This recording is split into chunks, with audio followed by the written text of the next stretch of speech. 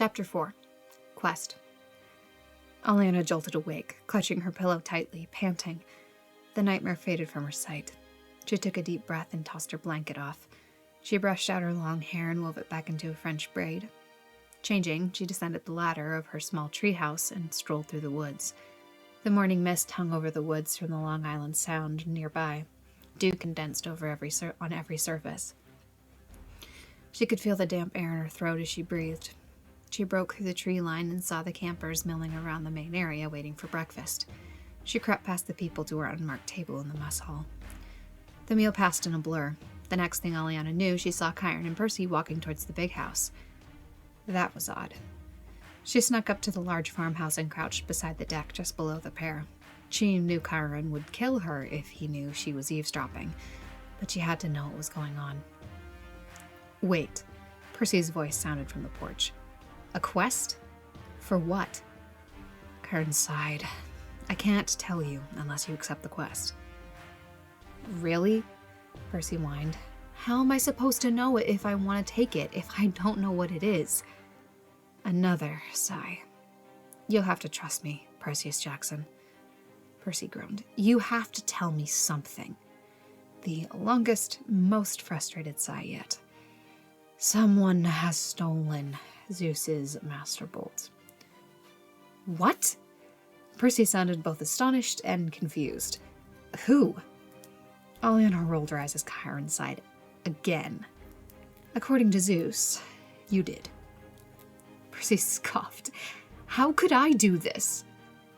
Aliana had never heard a conversation with so many sighs, so she wasn't surprised when she heard Kyron's long, deep exhale. Zeus assumes that Poseidon is responsible, but gods can't steal other gods' signs of power directly, which leaves you. But I didn't, Percy stammered. For what seemed like the 100th time, Kyron sighed. Go to the attic. Why? Percy asked confusedly. There's someone up there who will explain. Kyron surprisingly didn't sigh.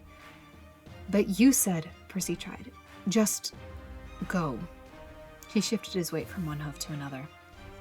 Aliana heard Percy walk across the porch and enter the big house. She backed up and silently slipped away. Oh, come on, Argus, Aliana pleaded. Just get me to the bus stop. You won't have to worry about me after that. Do you know what Kyron would do to me if he found out? Argus signed stoically. She forced herself not to sigh. It can't be worse than what I can do to you.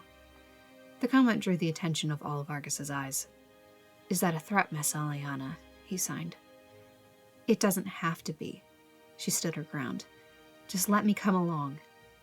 He eyed her with all of his eyes, which was unnerving. Why do you want to go? He signed. You don't care about people. She couldn't withhold her sigh this time. Argus, Percy has barely been here for 2 weeks. He has hardly any training. Annabeth is clever, but she's inexperienced. And Grover means well, but he hasn't found his courage yet. They'll need someone with them who has experience on a quest. He raised his eyebrow, as if to say, You've been on a quest? She gave him a look. Oh, not officially, but it was a quest getting here, she held. You know it was. He let out a long breath that sounded a bit like a growl. Fine, but you'll have to ride in the trunk, he signed. Aliana nodded. No problem. I guess my habit of choosing the most cramped spots in hide and seek will finally come in handy. He rolled his many eyes. Aliana slid against the back of the cramped trunk. She grunted as her face almost slammed into the wall. She heard the car doors open and close. The trunk popped free of the latch. Aliana pushed it open and stepped out, grabbing her backpack. She slung it over her shoulder. Thanks for the ride, Argus. She shut the trunk. He nodded and drove away.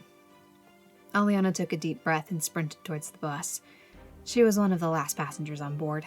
She noticed Percy and Annabeth and Grover sitting in the back. There was one spot open next to them. She sucked in a long breath. Here went nothing. She walked to the back of the bus.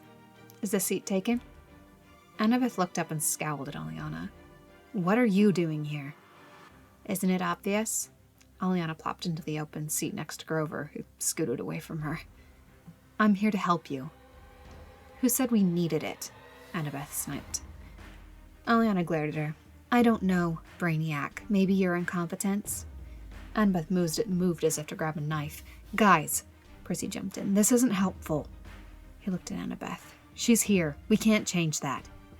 His gaze wavered between the two girls. You don't have to like each other, but can you at least work together? I don't know. Aliana met Annabeth's angry gaze. Can we? Annabeth huffed. Fine. They both turned towards opposite windows. Grover stiffened next to Aliana.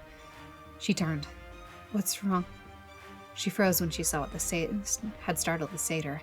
3 older women had entered the bus and all sat in aisle seats near the front of the bus. Something was off about them, and based on Grover's visual panic, Aliana assumed it was because they were monsters. Kindly once, Grover muttered. Great, Aliana mumbled. One of the women stood. I must use the bathroom. Me too, another announced to the passengers. Me too, the third echoed. Not good, Annabeth said under her breath. The bus rode out of control through a dark tunnel, finally crashing into a tree on the side of the highway. All the passengers lurched forward. The driver opened the door and everyone piled off the vehicle except the Furies. They continued towards them. Annabeth slipped Percy her invisibility cap. Go, she urged. You're the one they're after. Percy put on the hat and disappeared. The women, the Furies, crept slowly towards the others. Annabeth and Grover leaned away from them. Aliana reached discreetly into her backpack. No way was this going to end well. The Furies stopped directly in front of them. Where is it? They hissed in unison. So much for not being spotted. Aliana grinned. She had them right where she wanted them. Suddenly, Percy appeared at the entrance of the bus. You looking for me?